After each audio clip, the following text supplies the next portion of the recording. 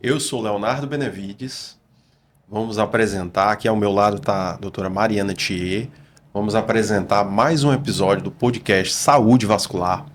Um podcast onde a gente tem a oportunidade de levar informação de qualidade para a população em geral, explicando sobre os principais doenças, os principais problemas circulatórios. Lembrando que esse podcast é idealizado pela Sociedade Brasileira de Angiologia e Cirurgia Vascular Regional Ceará. E hoje o tema do nosso podcast é fístula arteriovenosa. É um tema super importante e para falar sobre esse tema a gente tem dois convidados super especiais, doutora Vânia Rebouças, doutor Adailton Aragão, e vamos fazer a apresentação dos nossos convidados, né, Mariana? Exatamente, estamos muito felizes com a presença de vocês. São dois nomes muito importantes na saúde da vascular aqui do Ceará, com muito foco no paciente renal. A doutora Vânia, ela possui graduação em medicina pela Universidade Federal Fluminense, fez residência médica de cirurgia geral e cirurgia cardiovascular no Hospital Antônio Pedro.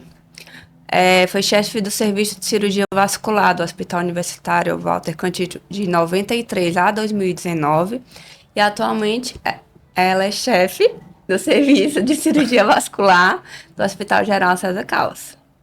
E o doutor Adailton Aragão, ele é membro da Sociedade de Cirurgia Brasileira Vascular e Angiologia, fez residência médica em cirurgia vascular no Hospital Universitário Walter Cantídio e fez cirurgia, tem área de atuação na ecografia vascular pelo programa de residência médica também no Hospital Walter Cantídio.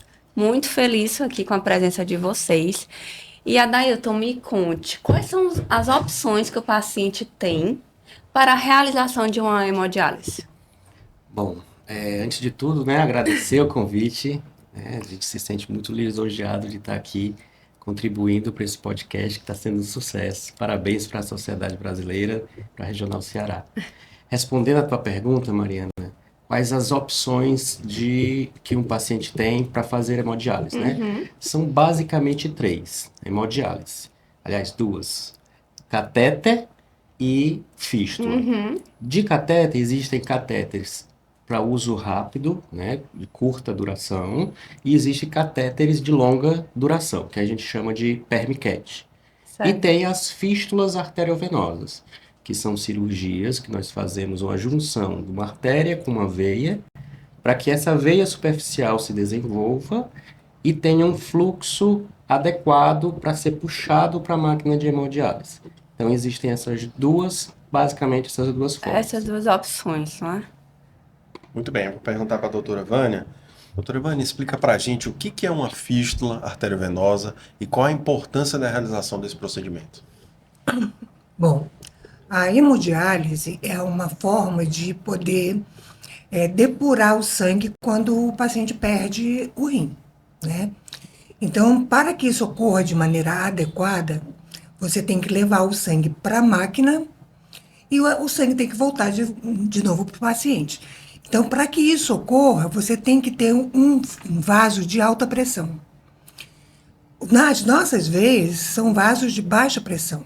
Então, para que a gente consiga fazer isso de forma adequada, dois cirurgiões na década de 60, né, conseguiram imaginar que se a gente ligasse uma veia superficial a uma artéria que é um vaso de alta pressão, nós conseguiríamos as condições ideais para que o paciente pudesse dialisar. Então, uma fístula é quando a gente une uma fístula terapêutica, é quando a gente usa uma veia superficial e a liga a uma artéria para que transfira parte da pressão e do fluxo da artéria para a veia, possibilitando o paciente se ligar a uma máquina de hemodiálise. Gerando a pressão suficiente ali para ciclar na máquina. Para poder ciclar na máquina e poder depurar o sangue do paciente.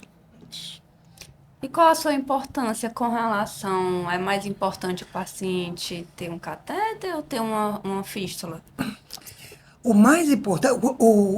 O ideal de diálise é que o paciente tenha uma fístula, porque vai oferecer uma diálise mais adequada, mais fisiológica, tá? Então, assim, ninguém nasceu para ter fístula, nem ninguém nasceu para ter catéter. né? Então, toda vez que a gente coloca um catéter ou uma fístula, nós estamos instalando uma alteração que pode trazer problemas. Então, tem que ser monitorizado. Mas a fístula é o melhor dispositivo para que o paciente possa dialisar a longo prazo, tá? Mas deve ser sempre monitorizado. Não, perfeito. Adailton, quando é que um paciente chega a um ponto de ter que fazer uma fístula? Assim, normalmente um paciente renal, né, ele pode ser um renal agudo ou pode ser um renal crônico. O renal agudo é aquele que normalmente tem alguma intercorrência, alguma doença, que os rins falham e ele entra em necessidade de hemodiálise, mas ele tem, normalmente, os renais agudos, ele tem a possibilidade de recuperar essa função do rim. renal. E aí, nesses pacientes, se escolhe um catéter. Ou um catéter de curta duração, a depender do tipo de paciente, do tipo de doença, ou um catéter de longa permanência, se imagina que ele vai voltar um pouco mais depois essa função do rim. Mas em pacientes renais crônicos, aqueles pacientes que vêm ao longo do tempo perdendo pouquinho em pouquinho a função do rim, que são acompanhados pelo nefrologista, esses pacientes, quando perdem a função, eles são os candidatos ideais para uma fístula arteriovenosa. Os renais crônicos terminais, que a gente chama, né?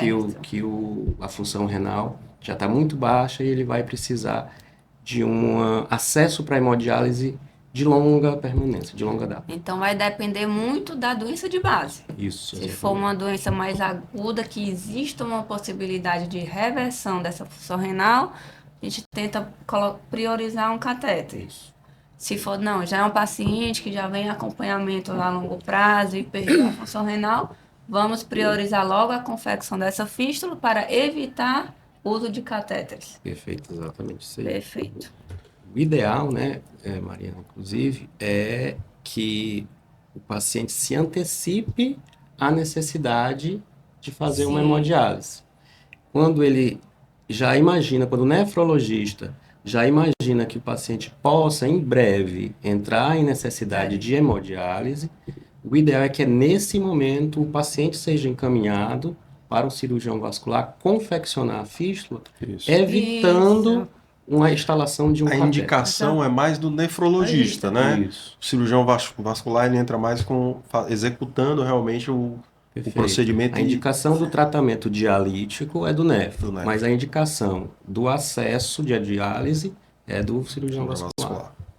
Não, perfeito. E daí a suma importância da proximidade, da conexão da equipe da nefrologia com a equipe de cirurgia vascular. Perfeito. Exatamente. E, doutora Vânia, quando é feita a fístula arteriovenosa, após a realização dessa fístula, qual é o tempo que pode ser utilizada? Ela pode ser utilizada logo em seguida? Fez a fístula hoje, já pode usar amanhã? Ou tem que esperar um tempo? Como é que é isso? Explica pra gente. Isso vai depender do tipo de fístula que a gente está confeccionando.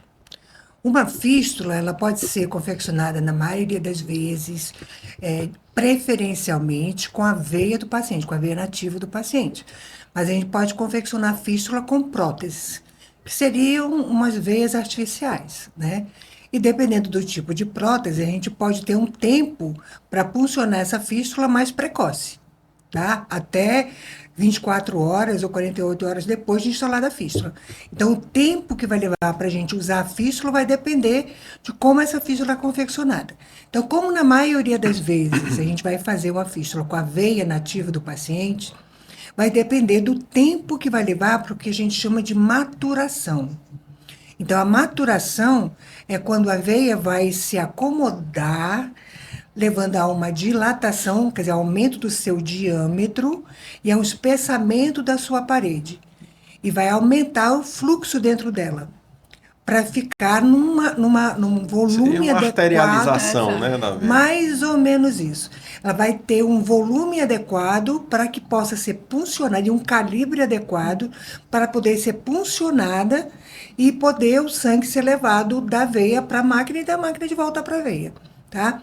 Então, para que isso ocorra e que a veia resista a esse trauma Das constante, funções, né? né, 2 vezes ao dia, 3 vezes por semana, então ela tem que ter uma condição adequada. A veia normal, né, na sua condição normal, ela não suportaria isso, ela não cedinho obstruiria. Então, você tem que ter uma veia. Então, quando você faz a fístula, que é ligar uma veia a uma artéria, a gente já sabe de antemão que 30%, cerca de 30% das fístulas não funcionarão. É Por muito problemas tanto da artéria, quanto da veia, como É. técnico, quanto Que clínicos. geralmente são pacientes já graves, né? graves. Com as artérias São pacientes calcificadas. que já. A doença de base do paciente, aquilo que levou à doença renal, influencia na nossa capacidade de colocar uma fístula funcional. Por exemplo, um paciente lúpico, diabético, que tem doença vascular, já tem os seus vasos comprometidos. Então, nós já temos mais dificuldade de colocar uma fístula de qualidade, de fluxo bom. Né? Já um paciente mais jovem, que tem outras doenças que não vasculares, já tem mais possibilidade de a gente colocar uma fístula que dure mais tempo. Então, a seleção adequada, tanto da artéria quanto da veia, a localização adequada, tudo isso influencia no tempo que vai ser necessário para que o paciente possa usar essa fístula. Então, o ideal é a gente instalar a fístula antes que o paciente necessite da diálise. Que o paciente tenha um acompanhamento, quando o doente é crônico, né? Então, o paciente crônico, ele tem que ter, o ideal é que ele seja acompanhado pelo nefrologista. Quando ele atinge uma perda de função renal, um clearance em torno de seus 15%, por aí assim, ou 17%, que ele seja encaminhado ao cirurgião vascular para que seja avaliado as suas artérias e suas veias e poder ser selecionado. Agora, assim, não é só uma seleção de vasos que vai influenciar na possibilidade de colocar a fístula. Você tem que selecionar o paciente, não é só o vaso, né? Claro. Então, você tem que ver se o paciente tem doença cardíaca, porque se o paciente tem doença cardíaca, o paciente coronariopata, o paciente DPOC, você pode até ter vasos excelentes, mas não pode colocar uma fístula. Sim. Porque a fístula pode Pode compensar descompensar a doença- parte a cardíaca. doença de- Então, o paciente A que outra doença de base, né? Exatamente. Hoje em dia, você tem muito paciente idoso, né, com doença renal. Hoje, o perfil de paciente das clínicas de diálise mudaram, né? Nós temos pacientes idosos, diabéticos, hipertensos. Então, esse perfil de paciente é um perfil de vasos também que são muito pouco adequados à instalação de fístula. Então, a gente tem que selecionar, né, para que a gente possa colocar uma fístula que realmente funcione. O renal crônico, a gente tem que pensar o hoje, o amanhã e o muito depois, né? Porque as fístulas, os acessos, tanto os catéteres quanto as fístulas, são procedimentos que devem durar o maior tempo possível. Então, o tempo adequado de punção interfere nessa duração o maior tempo possível, tá?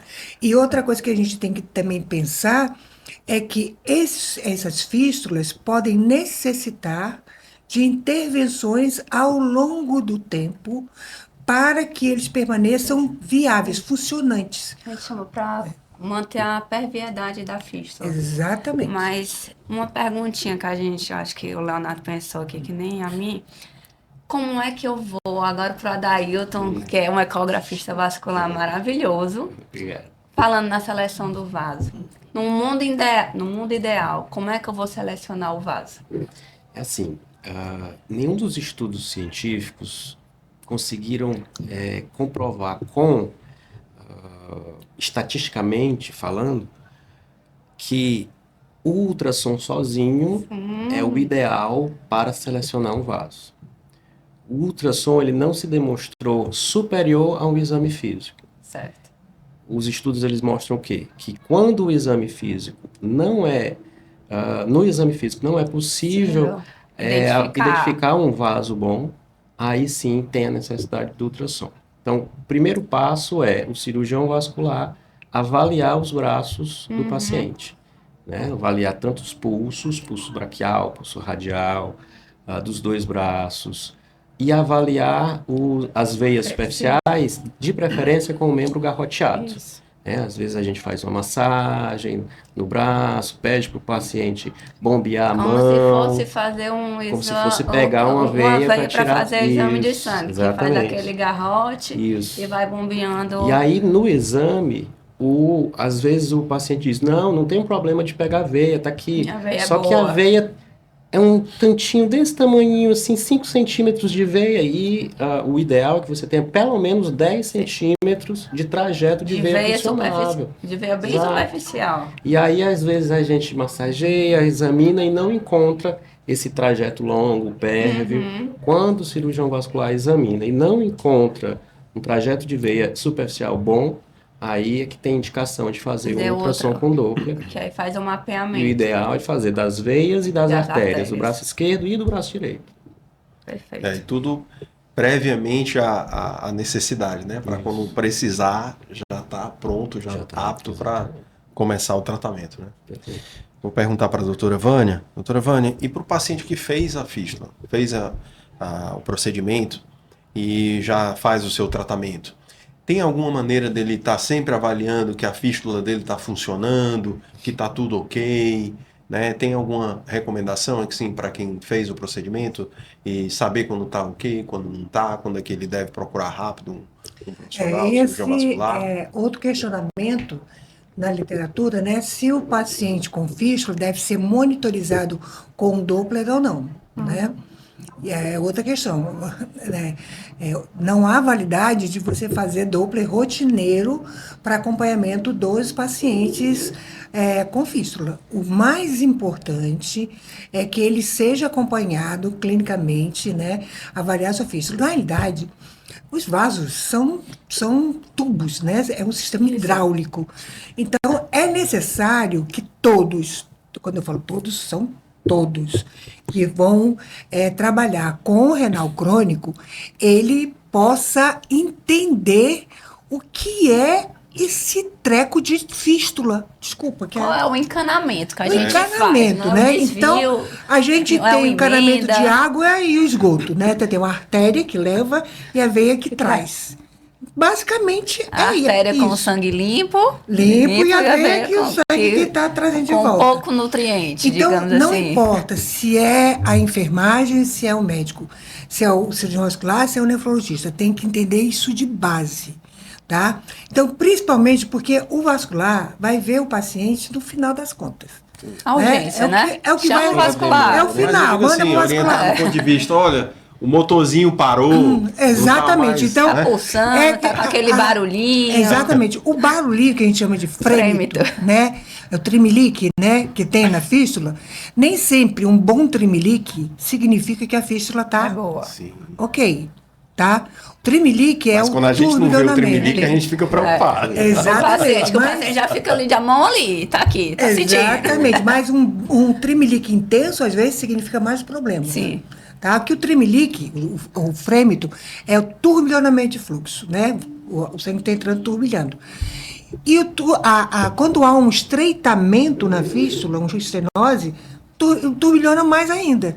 Então, Exatamente, a estenose, a que é o que o estenose calibre do vaso era tá tanto, tá diminuindo, tá Então, entupindo. às vezes, quando tem uma estenose, às vezes não, quando tem uma estenose, você vai ter uma intensificação do frêmito, do tremelique. E isso pode estar acontecendo na sutura, quer dizer, na anastomose. Na junção da artéria na com a junção da sangue. artéria com a veia. Então, e aquele aumento do frêmito pode significar que a fístula Há um problema. está indo para o brejo, né? Então, é necessário que não só se avalie a intensidade do frêmito, como sendo, tá com frêmito bom, tá Não com é uma... quanto mais frêmito, melhor. Quanto mais frêmito, Nem melhor. quanto menor, pior. Nem tudo que frêmito dialisa, Isso. entendeu? É uma coisa que a gente tem que estar... Quem trabalha com o renal tem que estar atento a isso. Se eu estou pulsionando e estou tendo dificuldade de manter uma diálise adequada, o fluxo está baixo, se não está conseguindo entrar sangue na máquina, é porque a entrada do sangue na fístula está comprometido. Então, a primeira coisa que eu tenho que imaginar é o fluxo de entrada está ruim. Onde é que está o problema? Antes da agulha. Qualquer lugar antes da agulha. Sim. Pode ser na veia antes da agulha, na anastomose, na artéria. em qualquer canto. Para a gente é fácil a gente imaginar, né, que a gente trabalha com isso o tempo todo, mas quem trabalha, o pessoal da enfermagem, o nefrologista, tem que começar a entender dos e, canos. exatamente, Da dos dinâmica canos. dos é, canos. da dinâmica dos canos. E às vezes, quando aquela fístula está bombando, né? Essa pressão da ódio está indo para a máquina, que é uma beleza. Às vezes tem uma estenose após a punção. O que faz com que a pressão na máquina está ótima. Mas quando você vai ver a veia, tem tá murcha fininha, depois da punção. Isso acontece muito. Mas assim, enquanto a fístula está funcionando na clínica de diálise, ó, tá legal. Sim. Mas aí Não é não liga, assim. né? Tem que ter o sinal Começou de a alerta. dar força na máquina, chama o vascular. Porque assim, tá funcionando aqui, Funcionando aqui, aí aqui tá fechado. Mas aqui tem uma colateral, né, da punção que tá dando fluxo, não deixando a fístula fechada, né, chamando fechar. Então, tem que ser avaliado adequadamente pela enfermagem em primeiro lugar. A enfermagem tem que ter uma boa noção do que é uma fístula, né? E de como funciona adequadamente uma fístula. Como funcionar adequadamente uma fístula. Qual é a pressão adequada. Se eu tenho que garrotear um membro para a fístula dar bom fluxo, A não tá distância entre legal. as duas punções, né? Também é muito Exatamente. importante. Se eu estou tendo que garrotear para dar fluxo na máquina, é porque essa fístula está ruim. Ela tem uma estenose, está dificultando entrar. Tenho pouco fluxo arterial.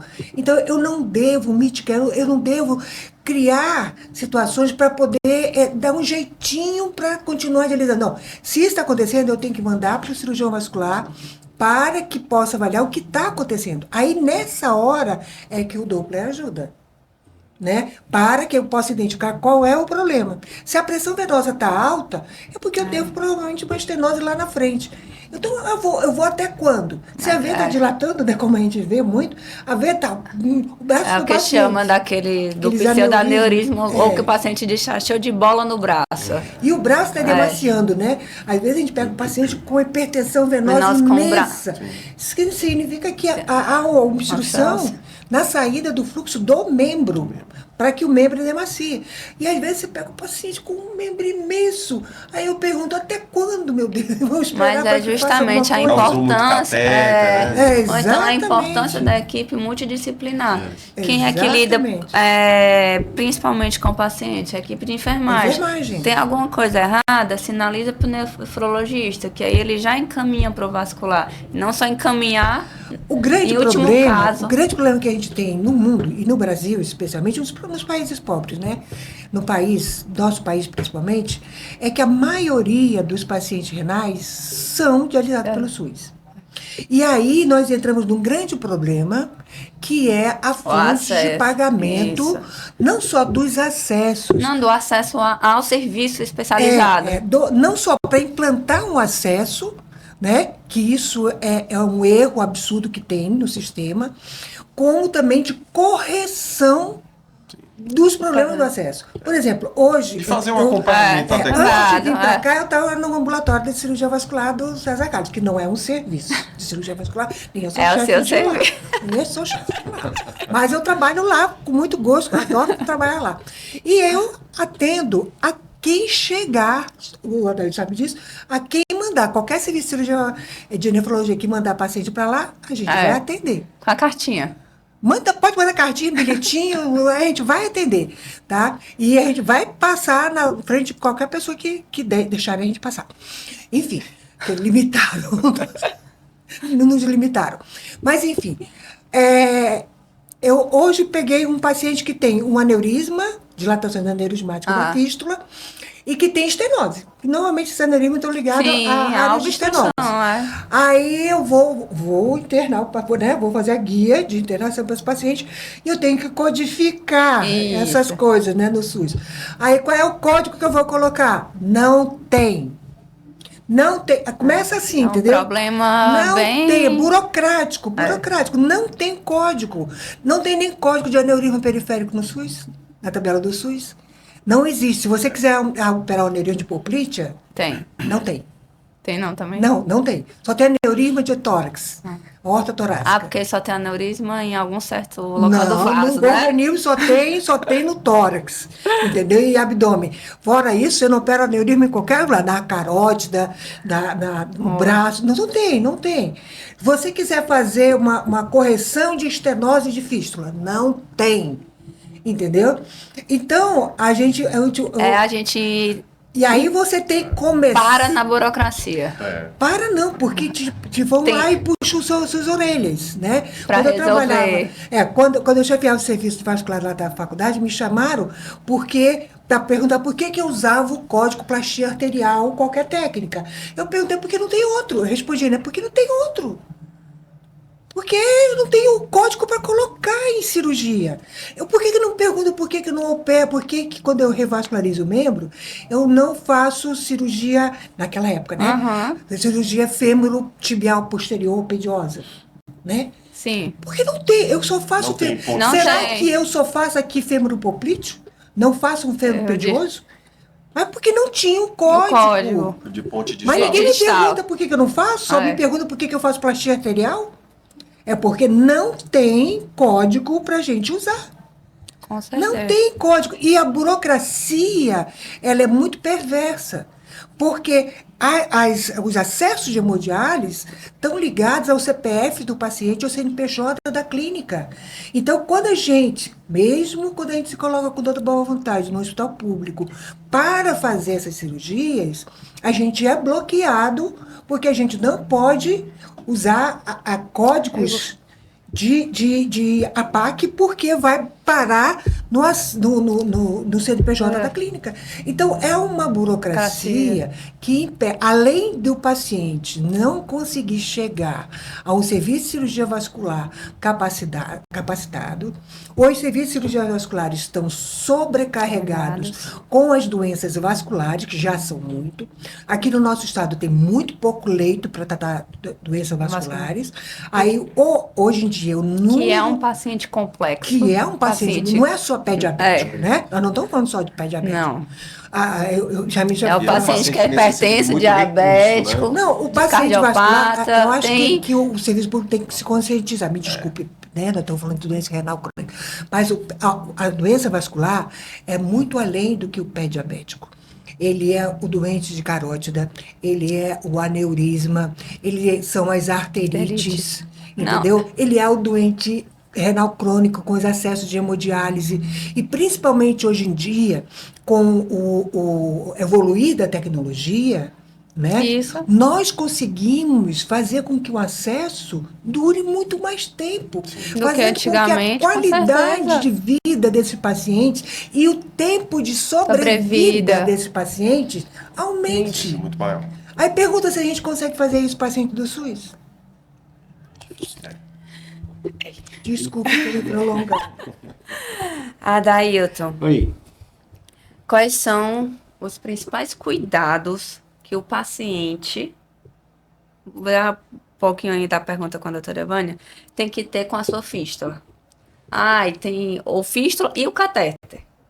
Posso tomar banho de piscina, tomar banho de mar, vida normal, posso pegar peso, não posso ir para academia. Felizmente, não é mais uma vida normal. A gente tem que, o cirurgião vascular, inclusive, tem que alertar isso, né, a todos os pacientes que ele for confeccionar a fístula. Pronto, então fala um pouco. Não, então agora fale antes da fístula, quais são os cuidados que ele tem que ter. Antes de fazer a fístula? De fazer a fístula. Tá. Normalmente, quando eu avalio um paciente para prepará-lo para fazer uma fístula, quando eu seleciono qual é o local onde eu vou fazer a fístula, eu digo logo para ele, olha, a partir de hoje não deixe ninguém usar esse braço para tirar sangue e nem para colocar medicamento. Então, as veias desse braço estão reservadas para a gente poder fazer sua fístula, ok? Se precisar usar a veia, só o do outro braço. O paciente entende isso. Segundo, a partir de hoje, você começa a fazer exercícios com a mão e com o braço. Pega uma bolinha de meia, uma bolinha de borracha, começa a fazer apertando exercício para engrossar com a as mão. veias. Pega um pezinho qualquer, um litrozinho de Coca-Cola, faz uma fico marombinha em brincando, pega 1 casa quilo de enquanto tá arroz e assistindo vai a fazendo novela, assim. sei lá, alguma coisa assim. Mas por quê? Porque isso vai ajudar a desenvolver suas veias e suas artérias. E isso vai melhorar quando a gente for fazer a sua ficha. Então, basicamente, são esses os cuidados pré-operatórios que o paciente tem que fazer com a ficha. Então, atividade física. Atividade física, muscular mesmo, E tanto de evitar mão quanto de braço. E evitar a punção. E evitar usar AV. Mas E fez a fístula e depois? Aí que tu fez a recomenda? fístula. Fez a fístula, aí tem uma nova conversa, né? Enquanto a gente está desmontando ali a sala, as coisas, a gente vai falando. Olha, a partir de hoje, eu até tenho uma brincadeira que eu digo, a partir de hoje, o dono desse braço é a clínica, a clínica de hemodiálise. Não é mais seu, é da clínica. Mas aí não estou de brincadeira para ele entender. Por quê? Porque não pode também deixar puncionar veias nesse braço, portanto, não pode tirar sangue do braço, não pode fazer medicações injetáveis naquele braço, não pode dormir por cima do braço, medir pressão naquele braço da fístula, pegar os netinhos ou os filhos no braço, sacolas, que a gente às vezes, né, carrega sacolas na mão, então, e no braço, não pode fazer. Agora, pode fazer, pegar pesos leves, né? E o paciente precisa ter a noção de que precisa continuar fazendo os exercícios com a mão e com o braço, para ajudar a desenvolver a fístula. Outras vezes, né? Evitar tudo que aperte, né? a Tudo região. que possa obstruir a parar o passagem fluxo. do sangue através daquela veia. E o paciente que está com catéter em casa? Catéter. Aí, os cuidados com o Com catéter, catéter. principal é contra infecção.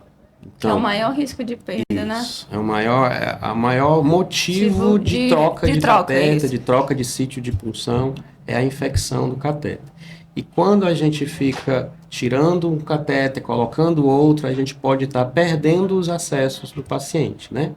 E usando uma frase da doutora Vânia, o paciente vive o tempo dos seus acessos. É Hoje em dia a verdade. gente não vê, praticamente não vê, é difícil ver um paciente morrer, um paciente dialítico morrer por conta de falta de acessos.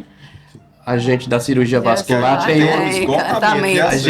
a gente na cirurgia vascular tem o que a gente chama de viés de amostra, né? Ou seja, a gente pega muitos pacientes complicados, então a gente vê com uma certa frequência. Mas se pegarmos a população E geral além que da faz hemodiálise, criatividade que a difícil gente ver. tem, onde é que eu vou unir uma artéria e uma veia para dar Isso. certo, né? Hoje em dia o doente de Fora os diálise, braços. ele morre por uma complicação cardíaca, por principal. infecções, por outros tipos de problemas, mas não por conta da hemodiálise em si ou de um acesso, de uma perda de acessos geral, né?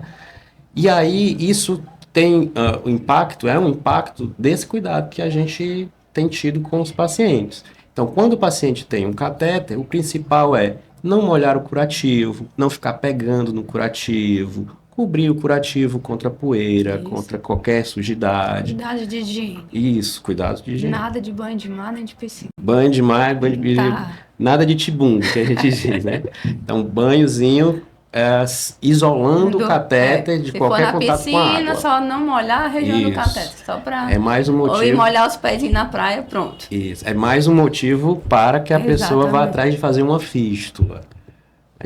Eu falo muito isso para os meus pacientes.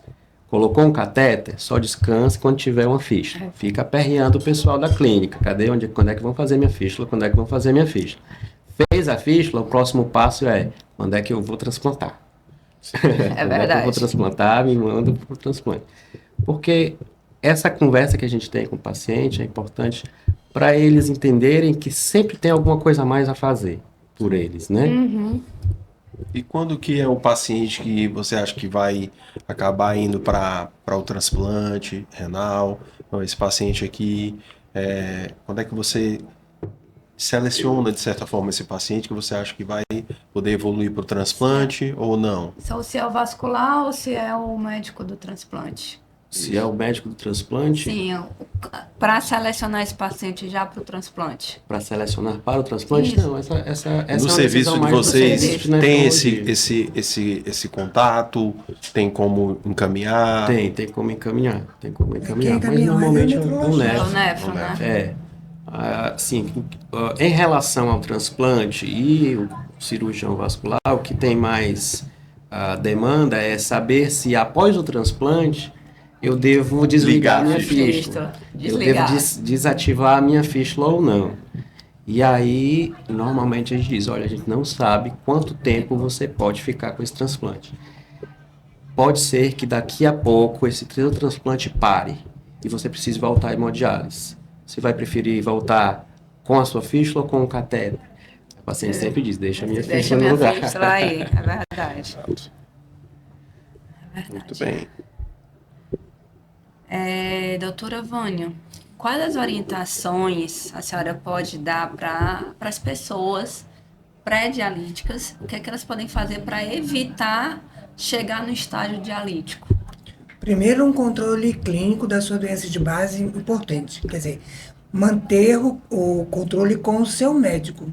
Os pacientes diabéticos, principalmente, Principalmente os né, diabéticos. que são os doentes mais frequentes hoje em dia Isso, nas clínicas de diálise.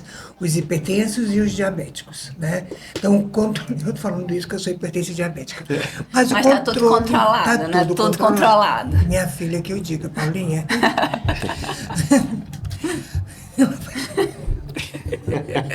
Desculpa. Ela me dá uma bronca. Está controlado. Está controlado. A função renal está ótima. Tá ótimo, minha função renal, mas me preocupa. Não tem veia. Eu penso nisso, não tem veia para fazer fístula. Está fazendo exercício. Faz exercício. Depois da pancreatite, minha filha acabaram de vezes. Mas a gente acha, viu? Se Enfim. precisar, a gente acha. É uma prótese flexível aqui de pressão rápida. Enfim. Zuli, bate na madeira. Tá isolado. Enfim, os cuidados são controle adequado da doença de base, né? Principalmente diabetes e hipertensão. Isso é fundamental, controle dietético, exercício e tomar medicação de maneira adequada. E quando a gente fala em doença de base, a gente está falando só da diabetes, né? A gente está falando de todas as doenças que levam à Isso, perda da função renal, renal, né? né? E aí, As doenças isso aí, autoimunes. com isso a gente consegue, pelo menos, retardar bastante a Esse entrada, início, né? esse início da doença renal. Isso é a filosofia da maioria dos serviços de nefrologia, né? Mas o que é importante que a gente vê hoje em dia é que muitos pacientes renais crônicos, principalmente os mais jovens, tá? Eles têm um preconceito de instalar fístula. Por quê? Por quê? Porque o braço vai ficar Estético, né? dilatado, Por conta Princ- que pode evoluir para aqueles vai ficar pseudaneurismos da aqueles estética. aneurismas, Calombo. Medo da dor da medo da dor da agulhada. agulhada. Então a gente vê muitos pacientes jovens, principalmente mulheres jovens, Olha, tá? Que geralmente tem lúpus, né? Doença autoimune. Exatamente. O diabético tipo 1, né? Jovens que acabam às vezes não aceitam a doença, não né? aceitam a doença e acabam retardando a instalação de fístula, permanecendo com o catéter muito tempo, por recusa pessoal do paciente em instalar a fístula. E aí nós estamos vivenciando Eu tenho um paciente assim. uma realidade que é o tratamento das complicações centrais, das estenoses e oclusões centrais, determinadas por uso prolongado de De catéteres, tá? Nesses pacientes, nessa população de pacientes. E isso é uma coisa muito grave, que são pacientes jovens, né? Que têm uma perspectiva de vida longa, que vão perdendo inicialmente, não as veias periféricas, mas as veias Centrais. né? E muitas vezes são pacientes que têm veias periféricas ruins, que são pacientes, mulheres jovens, Isso. né? Que já têm as veias finas, que começam não perdendo as veias periféricas, mas perdendo as Nas veias veias centrais. centrais. E aí fica uma situação Mais grave complexa. ainda. Mais graves ainda. Mais tá? grave e mais onerosa para o sistema. Sim. Muito Porque mais para onerosa resolver, para o sistema. se a muito gente, mais. como vascular, já tem dificuldade para resolver as veias periféricas, que pro sistema é mais Um barato grande do problema, que com veia central. um grande problema hoje em dia, que acontece muito com as crianças querendo mandar nos pais, né? Não é assim. Hoje em dia é o paciente querendo determinar a conduta. Sim. Né? Eu acho que tem que haver uma corresponsabilidade. Paciente e médico. Isso. Né? Exato. Você chegar, conversar, a obrigação do médico é sentar, conversar, explicar, né? Para que eu possa tomar uma decisão conjunta. Mas não pode ser, eu não quero porque eu não quero, porque, sabe? Não, é deixar como E aí, corresponsável. e aí, exatamente, Claro, e tá tudo você está tomando essa escrito. conduta, você é responsável e pode acontecer isso. Porque senão você fica tomando o ônus da conduta e o paciente se responsabiliza pelo resto que acontece. Mas ele que não quer fazer a coisa. Não é assim. E acaba que no futuro aí vai ser muito pior para o próprio paciente, né? A quem vai colher o resultado. Eu sempre falo isso, olha, a escolha, né? Deus falou assim, você tem um livre-arbítrio. Exato. Você escolhe o seu caminho. A semeadura é livre, né? mas a colheita Mas é certa. aceite. Mas a colheita é obrigatória. Você escolhe o que você quiser. Mas se você escolher esse caminho, a consequência é essa. Exato. Ou a possibilidade, né, das consequências Isso. serem essas são maiores. E essa é a nossa obrigação enquanto médico, né? Você tem essa possibilidade e tem essa possibilidade de resultado. Esse talvez seja o nosso principal papel nesse atual panorama médico, né, que a gente vivencia hoje, que o Google, do Google, né, nos coloca numa situação de que parece que a gente passa a ser menos esclarecido, às vezes. que o Não, e paciente. agora, além do Dr. Google, temos o ChatGPT, né? Que também sai. E de certa forma é desesperador para todo mundo, É. para a equipe médica, para os familiares do paciente, ver uma pessoa jovem, ainda com muita coisa para entregar, mas sem nenhuma condição mais de instalar um catéter, uma fístula, e você às vezes tem que tomar medidas heróicas, fazer acessos completamente fora do padrão, para tentar instalar tentar dar um pouquinho mais de vida e até um pouquinho mais de qualidade de vida para aquela pessoa, mas é por isso que a gente sempre diz, olha, entrega para a gente a responsabilidade pelo tratamento, não assume a responsabilidade não, Sim. porque a gente tem estudado, a gente sabe das técnicas do que a gente pode fazer e tem experiência do que acontece quando alguém toma para si as rédeas do tratamento e acha que está fazendo certo, depois vai se arrepender. Cuidar ao máximo, assim, a gente tem que sempre falar, cuidar ao máximo dessa sua fístula, porque o seu tempo de vida é o tempo dessa fístula, né? Então, isso é muito importante, esse cuidado realmente. E política de conscientização também, né? Principalmente, não sei se existe, acho que dentro das clínicas de hemodiálise, que eles vão 3 vezes por semana, da importância de quem tem catéter tentar já fazer uma fístula, ter um acesso mais definitivo para ele. E tem Essa pacientes comunicação resistentes. de paciente Essa com outros comunicação, pacientes, né? Ela é muito importante. Ela pode ajudar quanto ela pode prejudicar. Porque depende muito da interação de cada um. Então, quando um paciente inicia, né, seu tratamento, tem contato com pacientes de longa data, às vezes paciente que já teve muitas complicações, ele se impacta nisso, né? E às vezes tem uma experiência ruim. Né? Às vezes é um paciente que está depressivo. Então, isso tudo impacta no que a gente pode sentar e conversar. Aí que é a importância do médico, do nefrologista, da enfermagem, sentar e conversar. Isso. Porque há uma diferença entre você ser aberto, sincero, né? Que você tem que ser aberto e sincero, de você ser estupidamente sincero e aberto. Sim. Né? Então, existe formas de você conversar com qualquer pessoa, em qualquer situação, para transmitir para ela uma informação que ela consegue absorver, entender, ou aquela informação que vai chocar. Às vezes você passa para ela a mesma informação que...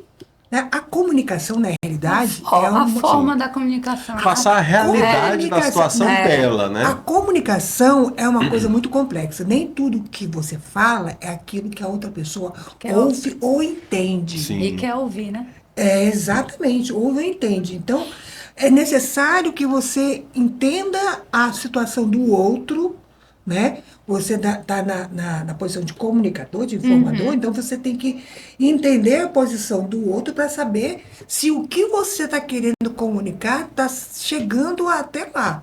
Sim. Né? E isso também depende da sua situação, de como você está no dia, né? Porque Sim. é um vai e volta, né? Mas é difícil. Essa Passar a comunicação é realidade difícil.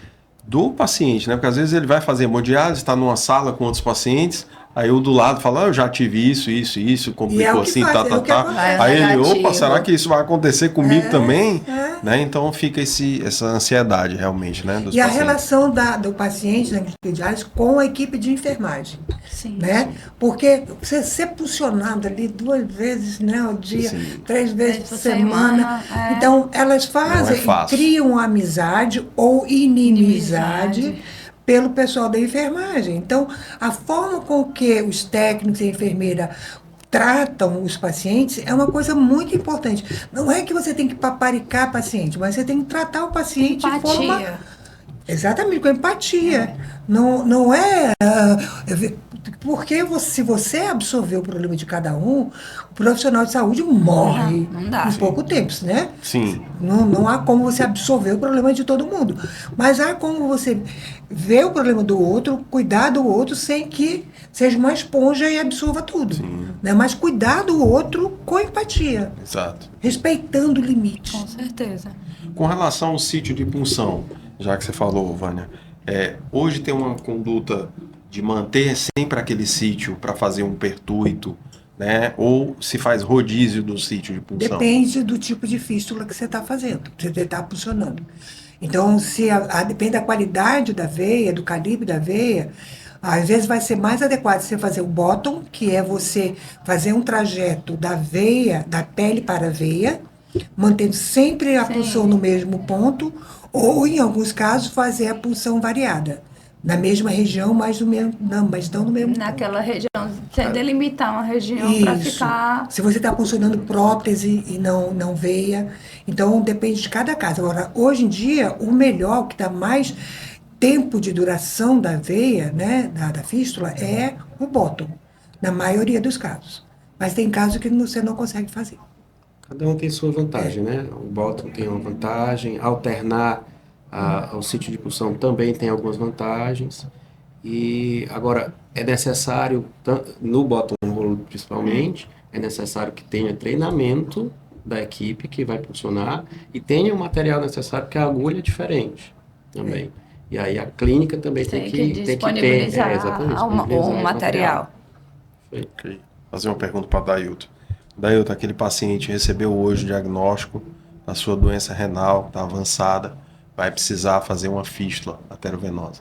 Quais os conselhos que você daria para esse paciente que está precisando fazer esse procedimento, né, para ter mais qualidade de vida e mais saúde? Bom, os conselhos que a gente precisa sempre alertar siga as orientações que o nefrologista e a equipe da clínica de hemodiálise lhe sugerir.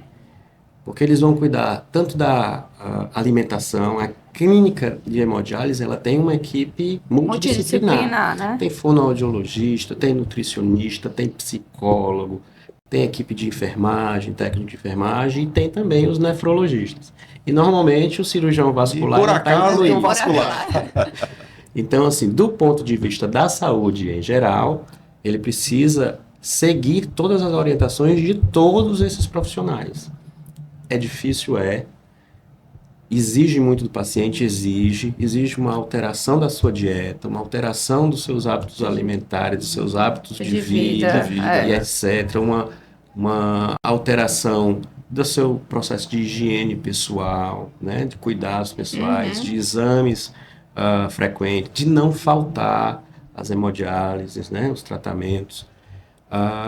E quanto à necessidade de um acesso vascular, que se ele tiver alguma dúvida, que ele tire a dúvida com o seu cirurgião vascular que vai fazer o seu acesso. Porque ele, mais do que ninguém, estudou, né? entende, tem a experiência para poder comunicar esse a esse doentinho que está ali aflito, que realmente, né, nunca colocou um catéter, nunca Não fez sabe. uma fístula. A mudança que vai A ocorrer mudança, no corpo, muitas né? mudanças No acontecendo. corpo e na vida. Tenho que ir para uma clínica de hemodiálise 3 vezes por semana, passar 4 horas nessa clínica. Os O pacientes apoio chegam realmente psicológico assustados. também é importante, né? Isso. E aí aquela conversazinha de 5 minutos, durante o procedimento, você ir falando, Acalmando. ir falando com ele, conversando o que é que está fazendo. Agora eu vou fazer anestesia, agora eu vou fazer isso. Fica quietinho, vai dar certo, tal. Vai conversando, vai tirando o foco dele de outra coisa. Eu sempre ando com uma caixinha de música. Eu só opero com a caixa, tocando Uma música. caixa de... E aí isso acalma muito os pacientes. Os pacientes saem sempre dizendo, eu esperava que ia doer Que fosse mais. doer. Eu esperava que era outra coisa. Pensei que ia demorar. Já acabou, doutor, né? Então eles já saem mais tranquilos. E a cirurgia de fístula é uma cirurgia extremamente minuciosa, delicada e às vezes pouco valorizada, né? Assim, no âmbito geral, assim, da cirurgia. É só uma fístula, né? Só. Né? Mas é uma cirurgia extremamente complexa, delicada, que envolve, assim, uma habilidade enorme, né, do cirurgião. Para mim, a fístula é uma cirurgia que é uma cirurgia de extremo detalhe, né? Que qualquer detalhe faz muita diferença. Você sabe que... Eu acho que eu tô ficando velho, viu? Você sabe que eu peguei essa transição, eu peguei uma transição interessante, na época que eu era residente, que eu ia para os congressos, a sala de arterial, né, a sala era onde se mais discutia valorizada. coisas de aneurismas Sim. complexos, etc. Era assim de gente cheia. Fístula não tinha ninguém. A de variz, Não então, tinha não tinha ninguém. ninguém. E aí eu vi essa transição de uma sala onde Foi de um iria se congresso falar, pra por outro. exemplo, de varizes estéticas, lotar, de E gente ficar na porta, assim, Em ó, sabe, pé, cotovelando vendo pra assim. ver, enquanto que a É de arterial. de arterial já estava esvaziando. E hoje a gente está vendo um outro processo que é com relação aos acessos para hemodiálise. Tanto catéter quanto para o fístulas, Porque hoje a gente já tem congresso voltado Voltado só para isso, pra isso, exatamente. para o doente e renal. congressos só para acessos Acessos vasculares, vasculares. tem congressos multidisciplinares para o paciente renal. para falar sobre o paciente, sobre a doença renal, né? E a gente tem visto nos congressos específicos da nossa especialidade uma procura muito maior pelas resoluções de acessos complicados, acessos difíceis, acessos extremos, heróicos, né? Então a gente tem hoje em dia muito mais material e mais conhecimento para manter essa fístula muito mais tempo pérvia. Mas para isso é preciso que a gente chegue antes dela parar. Isso. Né? Às vezes a gente consegue resgatar uma fístula que parou, mas essa fístula que parou, ela vai passar menos tempo aberta depois do que se você corrigir antes de dela parar, antes de falhar. Perfeito. Só um acréscimo aqui, eu sou antes dele. Né? Então eu vivi uma fase antes em que as fístulas não eram feitas por cirurgiões vasculares. Era por quem? Cirurgião geral. Cirurgião geral, urologistas, nefrologistas, né? Na época da minha residência, já vai há 40 anos, oh, meu Deus do céu. Foi ontem. Ontem. Eu lá no Rio de Janeiro, que eu me formei no Rio, né? Eu ia lá para São Gonçalo, para Alcântara, para as clínicas, fazer fístula. Estava acabando a minha residência, né? E era uma raridade um residente de cirurgia vascular se interessar por fazer fístula, né? Quando eu cheguei aqui em Fortaleza, nos anos 90, não havia um cirurgião vascular fazendo fístula. Não havia um cirurgião vascular fazendo fístula. Me olhavam com uma certa estranheza. Como é que você quer fazer fístula? Eu falei, uai, não é cirurgião vascular que faz fístula, não? Mas o grande problema que havia, desinteresse, né, é mercado. Sim. Né? Que ainda é. Que ainda é. Né? Então, a vascular, a parte das varizes, na época, quem operava varize, e quando eu fui fazer minha residência, vai ser varizeira. Varizeira. Varizeira. Varizeira. Aí ela me fez até questionar. Eu queria fazer cirurgia torácica, fui para o meu chefe, aí ele disse que você seja a cirurgiã de varizes melhor que exista. Isso me fez firmar na cirurgia vascular. Eu falei, você é a maior cirurgião vascular de varizes que existe. Variz. Varizes, eu vou fazer. Aí, porque era um demérito. Sim. Entendeu? Era um demérito. Da mesma forma que fazer fístula não era uma coisa que trazia glamour. Era costurar uma veia na artéria. Costurar uma veia na artéria, mal costurado que só naquela época. Mas, enfim, não havia recurso para você manter o paciente, nenhum paciente de diálise sobrevivia muito tempo. Mas não tínhamos recursos. Não só a patologia venosa se tornou atraente com a evoluída tecnologia, como também a abordagem dos acessos de hemodiálise se tornou atraente, interessante, com a evoluída tecnologia. E essa área pertence ao cirurgião vascular. Né? Então, se tornou atraente por um mercado e atraente porque faz parte do nosso DNA como cirurgião vascular. Com certeza. Né? Então, não só a costurar a artéria na veia, né, que é uma coisa primária, mas a partir do momento que começaram a ter a sobrevida maior dos pacientes e que fazer a fístula era muito mais do que costurar uma artéria e veia, havia as complicações, né? Então, os cirurgiões gerais começaram a se sentir, os urologistas, né, começaram a se sentir inaptos a se manter no mercado. Sim. E aí, porque tem uma estenose, teve angioplastia. Porque fazer Exatamente. é fácil. Aí tratar as complicações, ações e manter aquela fístula chama o aberta. vascular. Então, eu era chamada porque, médico em diálise, porque assim, o cirurgião achou que esse paciente estava inviável, que não tinha mais acesso. A gente ia lá, colocava um catéter, não tinha hemodinâmica ainda, né? A gente colocava o catéter na ilíaca, abria, dissecava, colocava o catéter na ilíaca. Pronto. Abria, dissecava, colocava na cava. Eu já tive de colocar a catéter no átrio do paciente. Entendeu? Então a gente já fez loucura, mas para manter o paciente vivo, né? Porque é um diferencial do cirurgião vascular para o cirurgião geral. Para as outras especialidades cirúrgicas. Isso foi mostrando uma situação, um cenário, né, para as outras especialidades, que eles começaram a ver que não, isso aí não é só isso, né? E aí o cirurgião vascular foi vendo também no cenário. Ganhando mais espaço, vendo o mercado. Muito melhor. E hoje em dia existe material específico para veia, né? E aí também não havia. E é interessante essa questão de que está no DNA do vascular, né? Porque que outra especialidade conhece melhor sobre hemodinâmica do fluxo sanguíneo? Que outra especialidade conhece melhor... Quem conhece melhor os encanamentos sobre a reação de um vaso se eu vou depois ligar, de uma agressão, depois de um trauma, naquelas múltiplas punções. Então, o cirurgião vascular está realmente no DNA porque ele estuda exatamente isso. Os vasos, a reação dos vasos, como tratar essas reações, como melhorar. Exatamente. A cirurgia vascular, me desculpe, né, que eu aproveitei. A cirurgia vascular é uma especialidade maravilhosa, porque ela nos permite uma área de atuação extremamente ampla. Exatamente. Né? Tanto que vai desde o tratamento clínico somente, para quem do quer... diagnóstico. Do diagnóstico. Quero fazer só clínica. Só clínica. Faz a parte de radiologia, né? Quero fazer só diagnóstico. Faço só Doppler, né? Quero fazer só arterial. Exatamente. Quero fazer só cirurgia grande. Quero ser só varizeira. Quero ser varizeira. Quero fazer só varizeira. Quero fazer só estética. Aproveitando esse gancho, então, já que eu tinha falado com o Mariano para colocar no começo,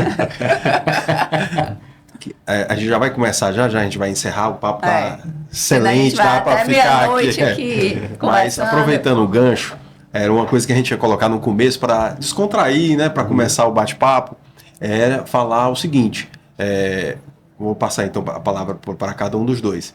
A gente vai falar, vai querer saber de vocês o quê? O que os motivou a escolher a cirurgia vascular? Por que, o que eu vi na cirurgia vascular? É isso que eu quero fazer na minha vida. Aí eu queria ver do Adailton e da Vânia essa resposta e aproveitar e já fazer os agradecimentos. Tá bom. Deixa eu falar. Começar, né? Na verdade, eu nunca pensei em cirurgia vascular. Não pensava em cirurgia vascular, não. Não? Inicialmente... Mas eu vou te Quem falar virou também. a chave? Também eu não tinha também essa Não como primeira pensava, opção. né? Foi na cirurgia geral que eu, Pois o meu foi no internato. o meu, No eu ia HGF. fazer Foi cirurgia mesmo. plástica Olha durante aí. toda a faculdade. Então, quando eu estava fazendo cirurgia geral, lá no César Carlos, fiz residência de cirurgia geral no César Carlos. E aí, chegando no R2, né, lá do meio para o final, eu comecei a me perguntar, e aí, eu vou para onde? Vou Eu marcar fazer o quê? Eu vou fazer o quê? E lá no César Carlos, a gente entra em tudo. Entra em torácica, entra em pediátrica, entra em vascular. Só que na época que eu fazia-se mais varizes. Algumas fístulas fazia o Dr. João Salles na época e o Dr. Lineu Jucá na época. Uhum. E aí não fazia muita arterial, fazia assim as fístulas, né? Eu entrava muito em plástica também, aí eu fiquei em dúvida entre torácica, pediátrica e plástica. Vascular, né? E aí eu fiquei na dúvida, etc, e fui conversar com o chefe do serviço, que na época era o Dr. Paulo Marcos Lopes. Né? Dr. Paulo Marcos, apesar da formação dele ser de cirurgião geral, ele dava plantão, ele já está aposentado do IJF, mas ele dava plantão no IJF como cirurgião vascular. Eu não Desde sabia muito disso. cedo, da criação do Instituto Dr. José Frota, ele tinha sido chamado para ser cirurgião vascular lá, né? Para ser cirurgião geral, mas assumiu Voltado pra a vascular. parte dos doentes vasculares. E como no César Carlos não tem emergência, a residência supre essa necessidade de emergência, a gente vai acompanhando os nossos staffs lá do serviço lá no IJF. Então eu acompanhava o Dr. Paulo Marcos Na vascular, vascular. né? E ele sempre estava em vascular. E aí eu fui conversar com ele. E o Dr. Paulo Marcos é muito direto nas coisas, né? E não vou falar os detalhes, mas ele acabou me convencendo que era bom fazer vascular. E aí, no final das contas, eu fiz a prova para R3 de geral, lá no César Carlos, e a prova para vascular. E aí eu fiquei nos classificáveis para vascular. Não passei de imediato, mas passei para o R3. E eu comecei a fazer o R3 no César Carlos. E aí eu digo que eu tive a sorte de que o colega que iria entrar na vascular, ele até se matriculou, mas teve algum problema pessoal. Não assumiu. E ele não assumiu. E aí eu fui chamado e fui. Pronto. E teve um outro detalhe. A residência de vascular do Hospital das Clínicas, do Hospital Universitário Walter Cantillo, era recentemente criada. Sim. Então o primeiro foi o Gustavo. Sim. E o Gustavo Colares, né? Uhum. Braço Gustavo. E ele foi R único, né? Foi o primeiro residente. Eita. Quando ele passou para o R2, veio um R1 e no meio do ano o R1 desistiu. Ele O Gustavão continuou teve que voltar para o ser R único. Quando ele passou para o R3, e aí que eu entrei, ele não queria mais saber, Ele né? bate Da enfermaria, que o de filho é cirurgia, teu, de né? nada. E ele ficava mais dedicado à endovascular, à hemodinâmica. Então, o meu R1 foi de R único. E tanto que no primeiro semestre, no primeiro ano, eu já estava fazendo as cirurgias do R2. A primeira cirurgia que eu entrei no ano seguinte com os dois, e aí eu ganhei no R2 dois R1s, eu entrei sozinho, era uma femopoplita, eu entrei sozinho, com os dois R1s, a doutora Vânia, na época ela não fazia crochê, ela não... E aí ela só lendo lá a revistinha lá no cantinho da sala, e eu no primeiro dia de R2 já fazendo uma femopoplita sozinho. Já ensinando os dois R1. E foi ótimo, que aí no R2, o que é que eu fiz?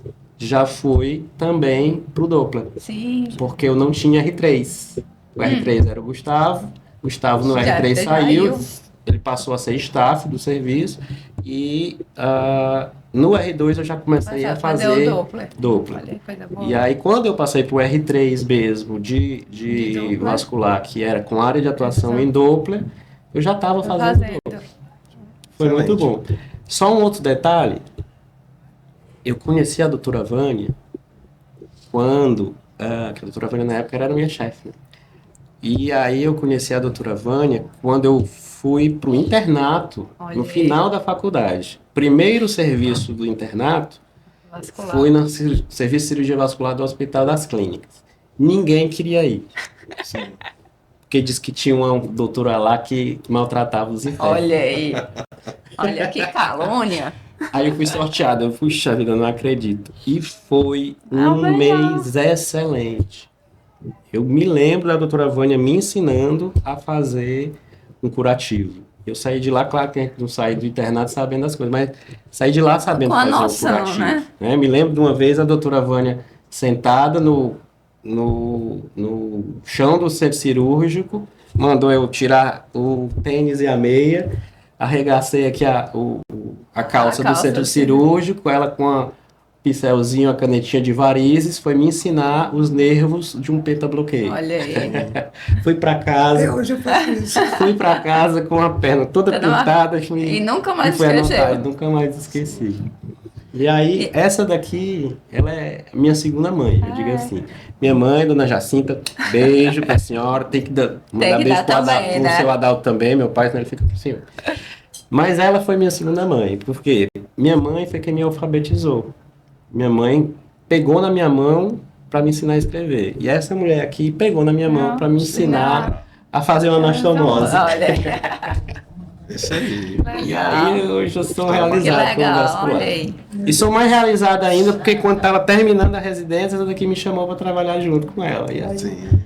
Até só hoje. Que legal. felicidade. É verdade. E a senhora, doutora, como foi que se descobriu? Mas Não vou nem história- falar vascular, porque eu acho que quando a senhora fez, não existia só a cirurgia vascular, né? Não. Na verdade, eu não queria nem ser médica. Olha! Eu queria ser professora de biologia. Aí, quando eu fui fazer vestibular, meu pai queria que eu fosse médica. O pai de ser Alcides. Mas é que nem ele, ser Alcides. Tá lá em casa, 96 anos. É. Ó, papai. Aí eu falei, rapaz, eu vou fazer vestibular, porque ninguém passa fazendo o primeiro vestibular, né? Acabando. É. Na minha época era científico. Ninguém Acabando passa de científico, primeira, ninguém né? passa de primeira, né? Passei. Ainda passei por uma federal. Eita. Federal Fluminense. Falei, rapaz, onde é que fica isso? Lá fui eu para Niterói fazer. Quase que larguei no começo. Falei, rapaz, esse negócio aqui não é para mim, não. Mas lá fui eu, né? Eu falei, eu vou fazer clínica. Aí eu comecei a fazer imunologia. Eu falei, é isso. Vou ser pesquisadora, imunologista. Meu professor me agarra no laboratório. Tu acredita nisso? É verdade. Mas naquela época, final da ditadura militar, né? Cobrava, mas enfim. Aí fui eu para cirurgia. Eu falei, cirurgia? Não gosto de cirurgia. Aí meu colega... Era um universo muito masculino na época. Muito masculino. É. Aí um colega Ainda meu, mais. Felipe, oi Felipe. Aí o Felipe falou, você vai fazer cirurgia, você vai fazer cirurgia. Eu falei, eu não gosto de cirurgia. Eu gosto de que nem gosta de cirurgia, gosto de estudar, eu gosto de estudar.